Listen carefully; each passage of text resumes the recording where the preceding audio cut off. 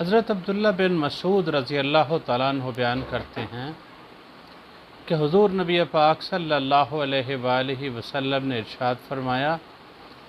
जिस बंदे के दिल में ज़र्रा बराबर भी तकब्बुर होगा वो जन्नत में दाखिल नहीं होगा। एक साहिब ने अर्ज़ की कि अल्लाह के हबीब, कोई बंदा ये चाहता है कि उसके कपड़े अच्छे हों और उसका जूता उम्दा हो,